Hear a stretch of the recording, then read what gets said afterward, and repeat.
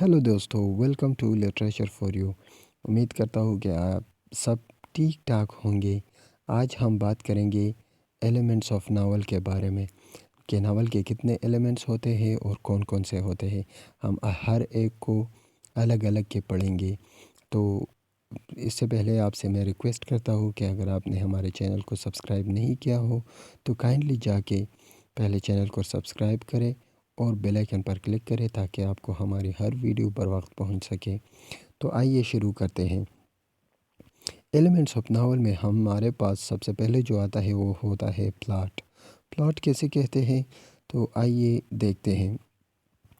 Novel کی کہانی چند واقعات کا مجموعہ ہوتی ہے۔ ان واقعات کی ترتیب و تنظیم کو پلاٹ کہتے ہیں۔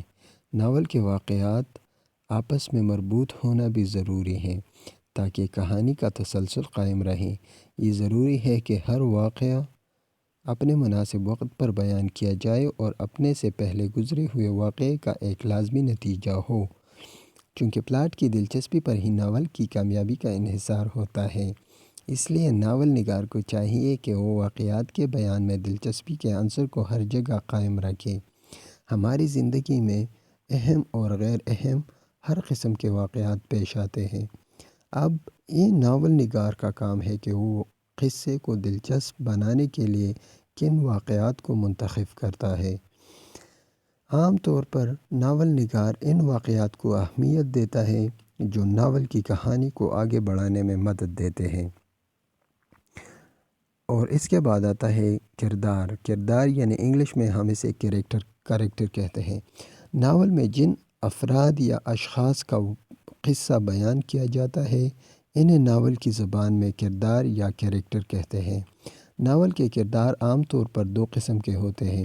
ایک وہ کردار جو ناول کے آغاز سے انجام تک ایک ہی حالت پر قائم رہتے ہیں اور پیش آنے والے واقعات و تجربات کے تحت ان کے مزاج میں کوئی فطری تبدیلی ظاہر نہیں ہوتی۔ ایسے کرداروں کو غیر تغیر پذیر کردار یعنی انگلش میں ہم انہیں فلیٹ کریکٹرز کہتے ہیں۔ دوسری قسم کے کردار وہ ہے جو عام انسانوں کی طرح حالات واقعات کو متاثر کرتے بھی ہیں اور ان سے متاثر ہوتے بھی ہیں۔ جس طرح حقیقی زندگی میں انسان اپنے تجربات کی روشنی میں اپنے رجحانات اور طرز عمل کو تبدیل کرتا ہے، اسی طرح یہ کردار بھی کہانی کے انجام تک پہنچتے کئی ارتقائی منازل سے گزرتے ہیں۔ ان کرداروں کو نمو پذیر کردار یعنی راؤنڈ کریکٹرز کہا جاتا ہے، یعنی ان میں وقت اور حالات کے ساتھ ساتھ تبدیل ہونے یا آگے بڑھنے کی صلاحیت موجود ہوتی ہے۔ اس کے بعد آتے ہیں تیسرے ایلیمنٹ کے بارے میں جو ہے ڈائیلاگ یا اردو میں ہم اسے مکالمہ کہتے ہیں۔ مکالمہ بھی ناول کا ایک جزو ہے۔ مکالمے کے ذریعے ہم کرداروں کی خصوصیات اور ان کے احساسات و جذبات سے آگاہ ہوتے ہیں۔